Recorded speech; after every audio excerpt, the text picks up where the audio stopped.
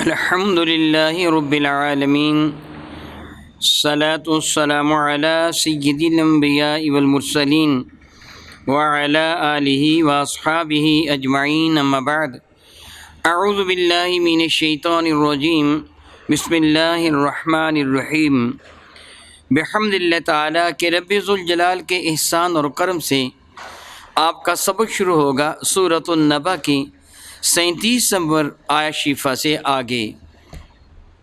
ملاحظہ کیجیے گا، اعوذ باللہ من الشیطان الرجیم بسم اللہ الرحمن الرحیم یوم یقوم الروح والملائکۃ صفا لا یتکلمون الا من اذن له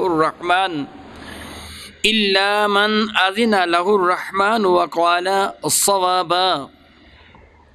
یوم وہ دن کہ یقوم الروح جب بارگاہ رب العزت میں کھڑی ہوگی، حاضر ہوگی روح، والملائکۃ اور فرشتے بھی صفیں باندھ کر بارگاہ رب العزت میں روح اور فرشتے حاضر ہوں گے۔ لا یتکلمون ان میں سے یا مطلقاً کوئی بھی کلام نہیں کر سکے گا بارگاہ رب العزت میں، الا من اذن لہ سوائے اس کو کہ جس کو میرا اللہ اجازت دے دے گا۔ الا من اذن لہ سوائے اس کو کہ جس کو اذن دے دیا جائے گا، جس کو اجازت دے دی جائے گی۔ کس کی جانب سے؟ رحمان رب ذوالجلال کی جانب سے جس کو اجازت دی جائے گی، صرف وہ بول سکے گا۔ وقال صوابا اور وہ بات کرے گا تو بالکل صحیح بات کرے گا، یوں نہیں ہوگا کہ کوئی اضافی بات کر لی، کوئی فضول بات کر لی، ادھر ادھر کی بات کر لی، نہیں، وہ صحیح بات کر سکے گا جو بھی بارگاہ رب العزت میں حاضر ہوگا۔ خلاق کائنات نے ارشاد فرمایا یوم یقوم الروح، وہ دن جس دن روح بارگاہ رب العزت میں کھڑی ہوگی۔ روح سے مراد کیا ہے؟ بعض نے کہا ایک ایسی مخلوق ہے جس کو رب کائنات نے پیدا فرمایا، وہ چوتھے آسمان پر ہے، سارے فرشتوں سے بڑی وہ ذات ہے، اور روح جس کو اللہ نے پیدا فرمایا۔ بعض نے کہا جبریل امین مراد ہیں۔ اس کی بہت ساری علماء کرام نے تفاسیر بیان فرمائی ہیں۔ میرے نزدیک سب سے اعلیٰ بات ہے کہ روح سے اصل مراد کیا ہے یہ میرا اللہ جانتا ہے، ضرورت نہیں کہ ہم اس پہ بحث کریں روح کیا ہے کیا نہیں ہے۔ رب کائنات جل وعلا نے قرآن مجید فرقان ویر میں ارشاد گرامی قدر فرمایا یسألونک عن الروح، یا رسول علیہ السلام آپ سے روح کے بارے میں سوال کرتے ہیں، قل الروح من امر ربی، آپ فرما دیجئے روح میرے رب کا ایک حکم ہے۔ وہ کیا ہے؟ اس کی شکل کیا ہے، صورت کیا ہے، انداز کیا ہے، حیت کیا ہے، وہ میرا اللہ جانتا ہے۔ اتنا سمجھ لیں کہ روح بھی حاضر ہوگی، والملائکۃ اور فرشتے بھی حاضر ہوں گے، روح بھی صفے باندھ کر حاضر ہوں گے۔ میرے اور آپ کے کریم آقا حضور نبی محمد رحمت عالم صلی اللہ تعالیٰ علیہ وآلہ وسلم نے صحابہ سے ارشاد فرمایا تھا کہ نماز میں اس طرح تم صفے باندھا کرو جس طرح اللہ تعالیٰ جل وعلا کے حضور فرشتے صفے باندھتے ہیں۔ تو صحابہ نے اکرام نے عرض کیا تھا رضوان اللہ تعالیٰ اجمعین، یا رسول اللہ علیہ الصلوۃ والسلام فرشتے بارگاہ رب العزت میں کیسے صفے باندھتے ہیں؟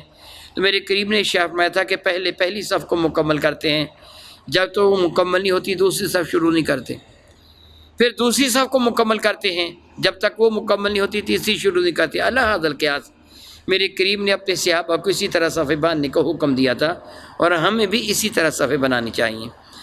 یوں نہیں کہ کوئی یہاں آ کے بیٹھ گیا، کوئی وہاں آ کے بیٹھ گیا، کوئی وہاں نہیں، کوشش یہ کیجیے کہ صفوں میں بیٹھیں اور صفیں اس طرح بنائیں جس طرح میرے نبی نے ارشاد فرمایا کہ فرشتے بارگاہ رب العزت میں صفے بناتے ہیں۔ تو اللہ تعالیٰ جل وعلا ارشاد فرماتا ہے لا یتکلمون، وہ ہرگز کلام نہ کر سکیں گے، الا من اذن له الرحمن سوائے اس کو کہ جس کو رب کائنات جل وعلا رحمان ذات برکات جس کو اجازت و رحمت فرما دے گا، صرف وہ کلام کر سکے گا۔ وقال صوابا اور وہ بھی ٹھیک بات عرض کرے گا، دائیں بائیں ادھر ادھر کی بات نہیں کرے گا، جس طرح کہا جائے صرف مطلب کی بات، جو بات مناسب اور صحیح ترین بات ہے صرف اتنی ہی بات ہوگی۔ ذالک الیوم الحق، محبوب مکرم علیہ السلام ان کو بتا دیجئے، تب بتایا جائے گا یہ وہ دن ہے جو حق پر مبنی دن ہے، سب کچھ ہی حق ہے۔ میرا اللہ بھی حق، جبریل امین جو قرآن لانے والے وہ بھی حق، یہ قرآن بھی حق، میرے نبی بھی حق، قیامت بھی حق، سب کچھ حق ہے۔ اس پہ کوئی بھی شک نہیں ہے، حقیقت پر مبنی ہے۔ اللہ رب العزت جل وعلا فرماتے ہیں قیامت کے دن یہ کہا جائے گا یہ دن سچا دن ہے، حق پر مبنی دن ہے، جو تمہیں کہا گیا تھا دن آنے والا ہے، یہ وہی دن ہے۔ فمن شاء اتخذ الی ربہ مآبا، اب دنیا میں جس کسی کا جی چاہے اپنے رب کی جانب رجوع کر لے۔ مآبا اسی سے لفظ منیب ہے، رجوع کرنے والا۔ اللہ تعالیٰ فرماتا ہے فمن شاء، پس جس کسی کا جی چاہے، اتخذا وہ پکڑ لے، الی ربہ مآبا اپنے رب کی جانب راہ پکڑ لیں۔ کتنی باتیں کس قدر تفصیل کے ساتھ رب کریم نے بیان فرما دیں۔ آخر فرمایا جس کا جی چاہے وہ میری جانب آ جائے، جس کا جی چاہے وہ رب کائنات جل وعلا کی راہ کو اختیار کر لیں۔ خلا کے کائنات ارشاد فرماتے ہیں اے محبوب مکرم علیہ السلام آپ ان کو ارشاد فرما دیجئے انا انذرناکم عذابا قریبا، میں تمہیں اس عذاب سے ڈراتا ہوں جو ان قریب آنے والا ہے۔ انا انذرناکم، بے شک میں تم کو ڈراتا ہوں، نذیر ڈرانے والا، انذرناکم میں ڈراتا ہوں، تم یعنی ہم ڈراتے ہیں، میں انا انذرناکم بے شک میں تم کو ڈراتا ہوں، عذاباً اس عذاب سے، قریباً جو بہت ہی قریب ہے، یوم ینظر المرء جب آدمی دیکھے گا۔ ویسے عذاب کب شروع ہو جاتے ہیں؟ جب آنکھیں بند ہوتی ہیں اسی وقت سے عذاب شروع ہو جاتا ہے۔ میرے اور آپ کے کریم آقا رسول عربی شفیع معظم رحمت عالم کے متعدد ارشادات گرامی قدر ہیں جن سے ثابت ہے کہ مرنے والے کو مرتے وقت ہی پتہ چل جاتا ہے میرا ٹھکانہ ہے کہاں۔ جنتی کے پاس حضرت عزرائیل علیہ السلام اس طرح آتے ہیں کہ ان کے ساتھ جنت کے فرشتے ہوتے ہیں، جنت کا خوشبودار کفن ہوتا ہے، جنت کے پھولوں کے گلدستے ہوتے ہیں، وہ اللہ اکبر حدیث بارکہ کا مفہوم بنتا ہے۔ علامہ سیوطی رحمۃ اللہ تعالی نے شرح الصدور فی احوال تذکرۃ الموت والقبور میں یہ حدیث بارکہ نقل فرمائی۔ میرے قریب نے فرمایا فرشتے مرنے والے کی میت سے لے کے اس کی قبر تک دونوں جانب صفے بنا کر جنت کے گلدستے لے کے کھڑے ہو جاتے ہیں، اس کے استقبال کیا تو پتہ چل جاتا ہے اس کو کہ میرا ٹھکانہ کہاں ہے۔ میری کریم علیہ السلام کے ارشاد گرامی قدر ہے کہ مردے کو جلدی قبر کی طرف لے کے جاؤ، اگر وہ جنتی ہے تو متمنی ہوتا ہے جلد از جلد مجھے میرے گھر جنت پہ پہنچا دو، اور اگر وہ جہنمی ہے جہنمی کو جلدی اپنے گھر سے باہر نکالو، جلدی اپنے کندھوں سے اس کا بوجھ اتارو، مردے کو ہر حال میں جلدی دفن کرو۔ نیکوکار کو پتہ چل جاتا ہے کہ اس کو کتنا پروٹوکول دیا جا رہا ہے، اور میرے کریم کے ارشاد گرامی قدر کا موضوع بنتے ہیں۔ پھر جب اس کی میت کو لے کر قبر کی طرف جا رہے ہوتے ہیں تو رب کائنات کی رحمت اس پر بارش کی طرح برس رہی ہوتی ہے، اس کی عزت افزائی کی جا رہی ہوتی ہے۔ پھر قبر میں اس کو لٹایا جاتا ہے، قبر اس کے لیے وسیع ہو جاتی ہے، جنت کے باغوں میں سے باغ بن جاتی ہے۔ رب کائنات کے فرشتے نکیرین اس کا حساب لیتے ہیں، حساب میں وہ کامیاب و کامران ہوتے ہیں تو اس کے لیے جنت کا ایک دروازہ کھول کر اس کی قبر کو جنت کا نمونہ بنا دیا جاتا ہے۔ میرے کریم کا ارشاد گرامی کا ہر قبر یا تو جنت کے باغوں میں سے ایک باغ ہے یا جہنم کے گھڑوں میں سے ایک گڑھا ہے، ایمان والے کو پتہ چل جاتا ہے۔ اسی طرح جب کافر مرتا ہے، بے ایمان مرتا ہے تو جہنم کے فرشتے اپنے ہاتھوں میں جہنم کے آنکڑ لے کے آ جاتے ہیں اور بدبودار جہنم کا ٹاٹ لے کے آ جاتے ہیں، پھر اس کی روح یوں نکلتی ہے جس طرح اللہ یعوذ باللہ تعالیٰ یعوذ باللہ تعالیٰ کسی کے منہ کے راستے سے کانٹے دار جھاڑی کو داخل کر کے پاخانے کے راستے سے اس قوت کے ساتھ کھینچا جائے کہ اس کا ہر کانٹا ہر بال کی جڑ میں الجھا ہوا ہو، پورے جسم کی چمڑی ادھر جائے، آنتڑیاں کٹ جائیں تو اسے اتنی تکلیف ہوتی کہ جتنی تکلیف اب اس مرنے والے کو ہوگی، اسے پتہ چل جاتا ہے کہ میری حالت کیا ہے۔ اللہ یعوذ باللہ تعالیٰ پھر اس کو آسمانوں کی جانب جایا جاتا ہے، اس کو پھینکا جاتا ہے زمین کی جانب، پھر قبر میں لٹایا جاتا ہے۔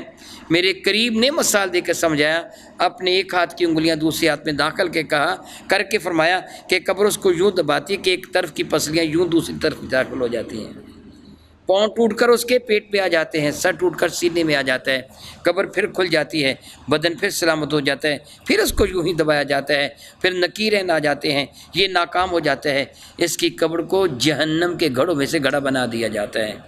یہ حدیث بارکہ آپ نے بہت مرتبہ سنی ہے، بہت مرتبہ سنی ہے۔ میرے کریم صلی اللہ علیہ وسلم اپنی سواری پہ تشریف لے جا رہے تھے، دو قبروں کے قریب سے گزرے، سواری تھوڑی سی اچھلی، میرے قریب نے سواری کو روک لیا، فرمانے لگے دونوں قبر والوں کو عذاب ہو رہا ہے، میری سواری کو وہ عذاب نظر آ گیا۔ اللہ اکبر، اللہ اکبر۔ نگاہ نبوت کا کیا کہنا، جس جانور پر میرے نبی سوار ہو جاتے ہیں اللہ تعالیٰ اس کی نگاہوں کے سامنے سے بھی پردے اٹھا دیتا ہے۔ اور سواری نے عذاب کو دیکھ لیا تھا، پھر میرے کریم نے اللہ اکبر دیکھا ہی نہیں، کس قدر اللہ نے علم دیا میرے نبی کو صلی اللہ علیہ وسلم۔ فرمانے لگے تم جانتے ان کو عذاب کیوں ہو رہا ہے؟ صرف عذاب ہی نہیں دیکھا، سبب عذاب کو بھی جان لیا۔ فرمانے کہ ایک کو عذاب ہو رہا ہے یہ پیشاب کی چینٹوں سے نہیں بچتا تھا، دوسری کو عذاب اس لیے ہو رہا ہے یہ چغل خور تھا۔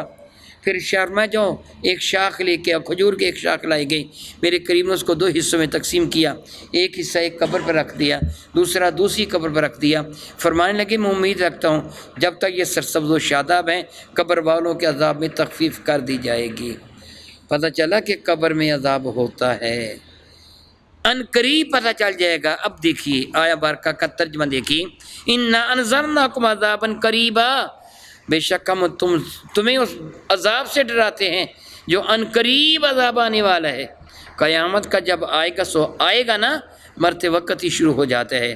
اللہ تعالیٰ جل وعلا ارشاد فرماتے ہیں يَنظُرُ الْمَرْءُ مَا قَدَّمَتْ يَدَاهُ، يَنظُرُ دیکھ لے گا، نظر کرے گا، مرء انسان، مرد مراد عورت بھی ہے مرد بھی ہے، کوئی بھی انسان، مرء مرد کو کہتے ہیں۔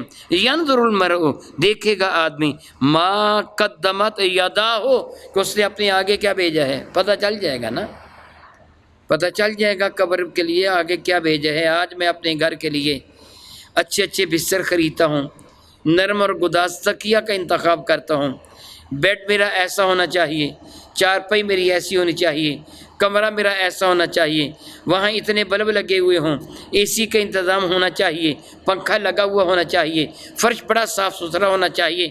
آج میں اپنے اس کمرے کے لیے اتنا کچھ سوچتا ہوں، اے کاش میں اپنی قبر کے لیے بھی سوچ لوں کہ وہاں میرا بستر کیسا ہونا چاہیے، قبر میری کیسی ہونی چاہیے۔ پھر جب قبر میں بندہ جائے گا اسے احساس ہو جائے گا، میرا اللہ فرماتا ہے وہ دیکھے گا، ينظر المرء دیکھے گا آدمی، ما قدمت یداہ کیا بھیجا ہے اپنے آگے، اس نے اپنے ہاتھوں سے کیا بھیجا ہے قبر میں، کوئی بستر بھیجا ہے قبر میں، کوئی رب کی نعمتیں بھیجی ہیں قبر میں، یا پھر جہنم کی آگ بھیجی ہے قبر میں اس میں، اللہ یعوذ باللہ تعالی۔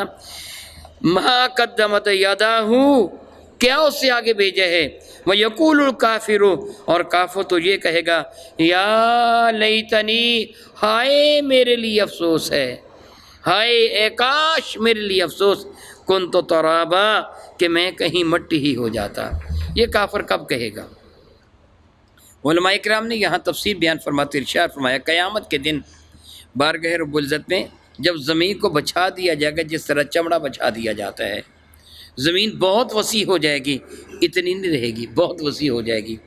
حضرت آدم علیہ السلام تو آدم علیہ السلام ہے، ان سے قبل بھی جو مخلوق پیدا ہوئی اور قیامت کے صبح تک جو پیدا ہوا سارے کے سارے حاضر کر دیے جائیں گے۔ ان میں جانور بھی ہوں گے، درند پرند چرند بھی ہوں گے، شراط الارض بھی ہوں گے۔ تو جس کسی جانور نے کسی جانور پر زیادتی کی ہوگی اس جانور سے اس کی زیادتی کا بدلہ لے کر اللہ تعالیٰ سب سے ارشاد فرمائے گا مٹی ہو جاؤ، وہ مٹی ہو جائیں گے۔ پھر کافر دیکھ کر کہے گا کاش کہ میں جانور ہوتا، میں بھی مٹی ہو جاتا۔ بلکہ میں نے تفسیر میں یہ جملہ پڑھا، اللہ تعالیٰ مجھے معاف فرمائے، کافر یہ کہے گا اے کاش میں خنزیر ہوتا، کیونکہ آج خنزیر بھی مٹی کر دیا جائے گا مگر مجھے سزا دی جائے گی۔ وہ کہے گا مجھ سے خنزیر اچھا ہے کہ اس کو سزا تو نہیں ملی مگر مجھے سزا مل رہی ہے، الیاذ باللہ تعالیٰ ثم الیاذ باللہ تعالیٰ۔ مگر قیامت کے دن پھر سوچا تو کیا سوچا، وقت پر کافی ہے قطرہ آب خوش ہنگام کا، جل گیا جب کھیت برسا می تو پھر کس کام کا۔ پھر قیامت کے دن کافی افسوس ملنے کا کیا فائدہ، آج دنیا میں نیکی کر لو، اپنے آپ کو سنوار لو، اپنے آپ کو گناہوں سے بچا لو، کل قیامت کے دن اگر تم پریشان ہو بھی جاؤ گے پھر پریشانی کا کوئی فائدہ نہیں ہوگا۔ قرآن مجید فرقان مجید نے غور کیجئے، آپ روزانہ پڑھتے ہیں، سمجھانے کا کتنا پیارا انداز اختیار فرمایا ہے۔ جنت کی نعمتوں کا بھی ذکر کیا، جہنم کی سزاؤں کا بھی ذکر کیا، میرے رب کی رضا کا بھی ذکر کیا۔ صراط مستقیم پہ چلنے کی کوشش کیجیے۔ بحمد اللہ تعالیٰ ثم الحمد للہ تعالیٰ سورہ نبا کا ترجمہ مکمل ہوا۔ رب کائنات ہمیں قرآن کریم صحیح ترین طریقے سے پڑھنے، سمجھنے، پھر اس پر عمل کی توفیق عطا فرمائے۔ او کما قال اللہ تبارک و تعالی، واللہ تعالی اعلم باسرار کتابہ۔